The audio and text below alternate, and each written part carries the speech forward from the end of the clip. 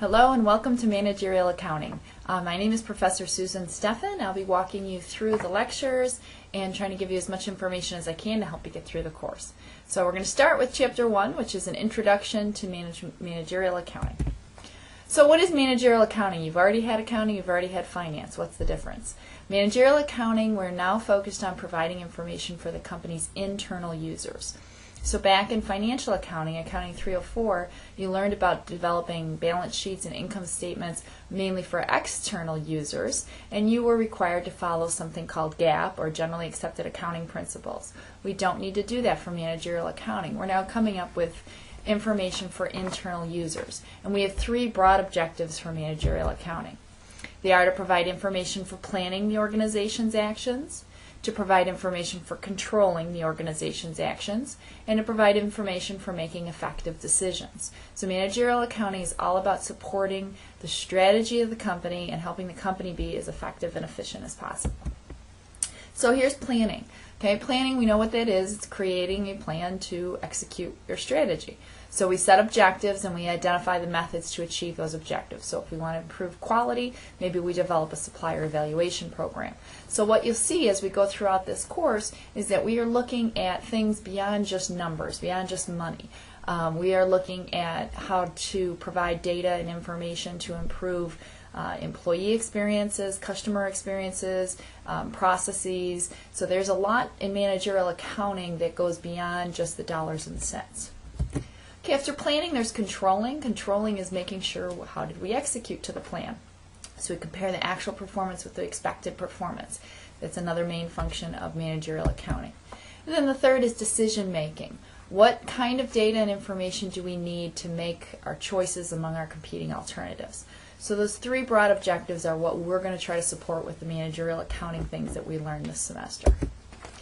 Alright, so again, financial accounting was for external users such as investors, creditors, and customers, and it's basically historical in nature. When you looked at financial accounting, you reported on how your company did last year. You kind of, were mostly looking backwards, whereas managerial accounting, we're usually trying to forecast forward and make some predictions and evaluations on what we should be doing. Financial statements in GAAP-approved world in the U.S. had to follow those generally accepted accounting principles set by the Financial Accounting Standards Boards. Managerial accounting just kind of says what do we need to do for inside. We're not reporting these externally, so there's no need to follow a strict guideline or set of rules.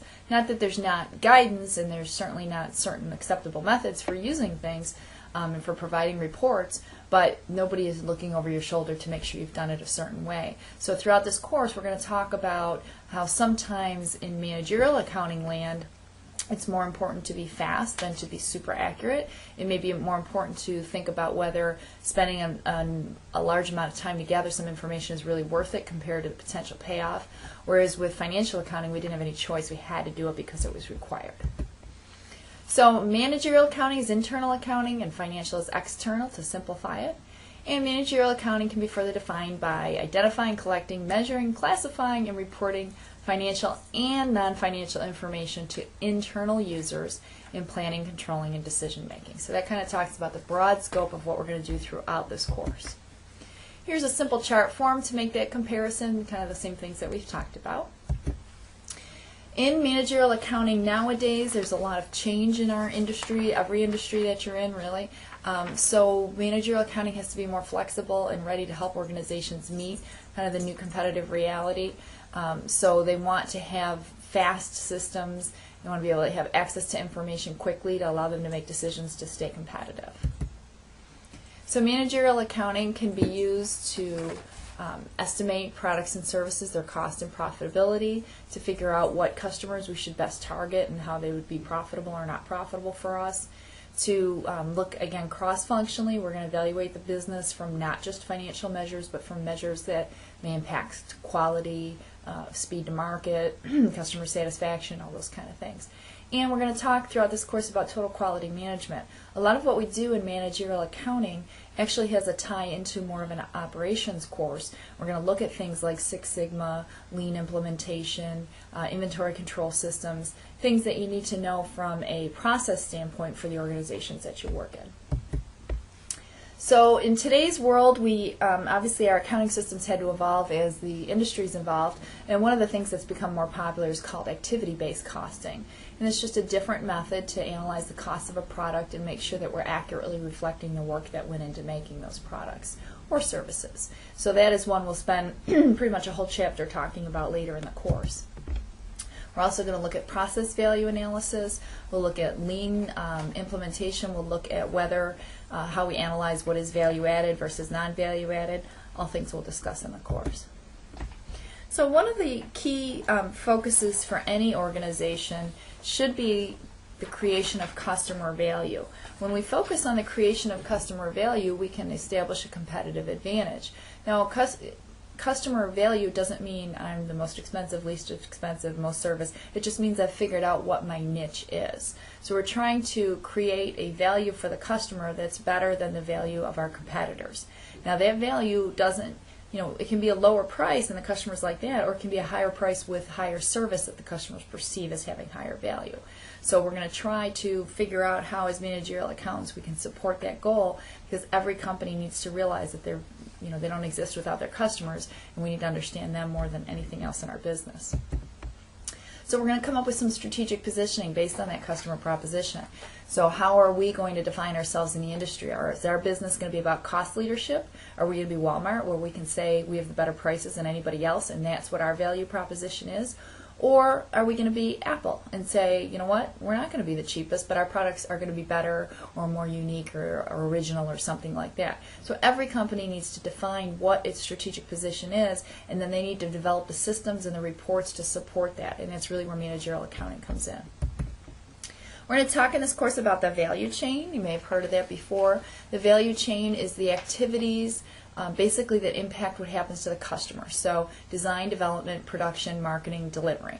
So all the things that the customer cares about or perceives to be adding value to their ultimate product or service. That's the value chain.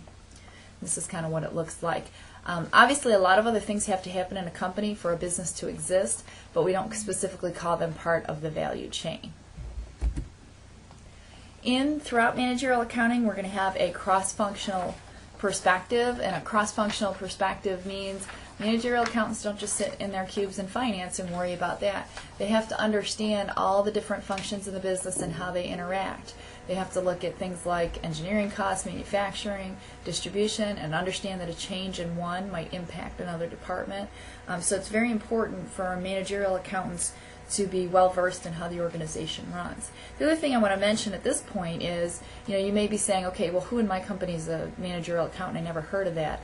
There's a lot of people in a lot of positions in your companies who do managerial accounting that don't call themselves accountants and may not even realize they're doing managerial accounting, but they're doing the tools and techniques that we're going to teach you in this course. So I've never been called a managerial accountant, but I've done managerial accounting for years in different businesses as an operational analyst, as a buyer, as a financial analyst, somebody who's typically charged with making the organization more effective or more profitable.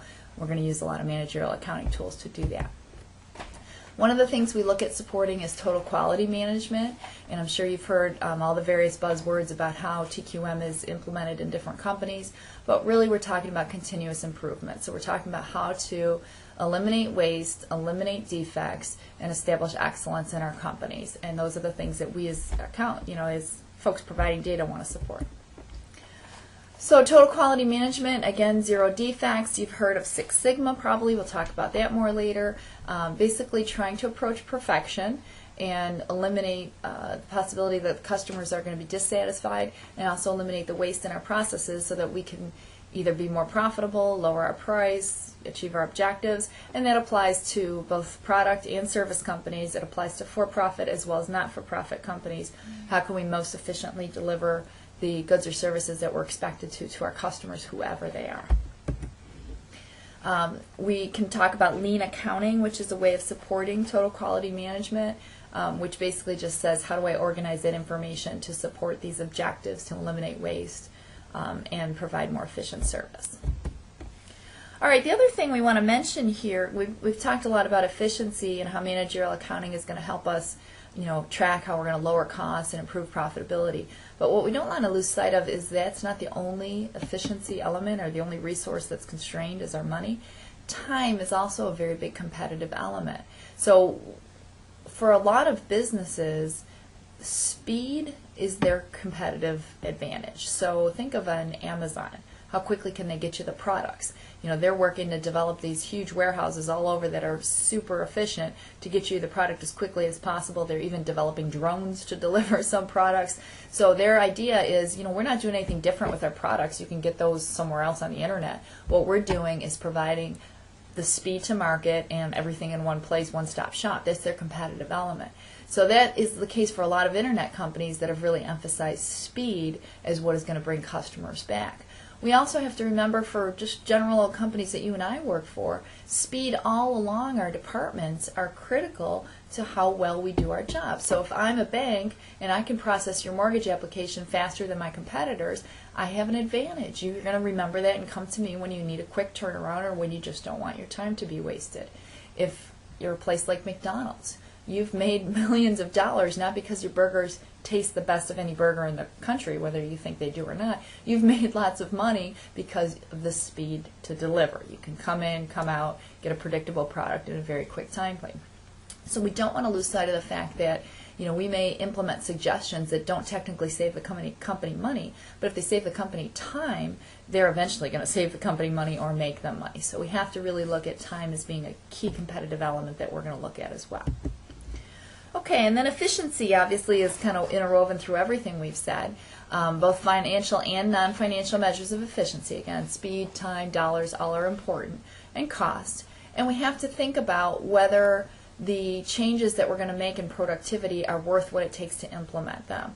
So yes, I could, you know, set up a huge automated system to do one of my tasks at my job, but if setting up that system takes me 15 hours and costs, you know, 50 grand and it saves me an hour a week, it's probably not worth it. So I do have to have a way to quantify some of these decisions so they can make smart decisions going forward in the company. So I hope what you got here is a kind of a just general overview of what we're going to be doing in managerial accounting. It's a very broad topic and we can kind of take it in a lot of different directions and help you understand it. What I want you to really keep in mind as you go through the course, managerial accounting is something that as you rise in the levels of your organization, everyone has to deal with, okay? So believe it or not, you want to have to deal with some of this stuff because that means you're getting to a higher level in your organization. You can't be a division manager without dealing with budgets. You can't be a plant manager without understanding efficiencies and productions and overheads and all that kind of stuff. So even if this doesn't seem like something you're doing today, remember that you want to have this stuff in your toolbox, because if you want to get promoted, these are the kind of concepts and ideas you have to understand and either be able to perform or at least be able to have good discussions with the folks who are helping you with them within your organizations. So hang in there and please try to get as much as you can out of this course. I promise it will be very useful in your careers later in life. All right, on to Chapter 2.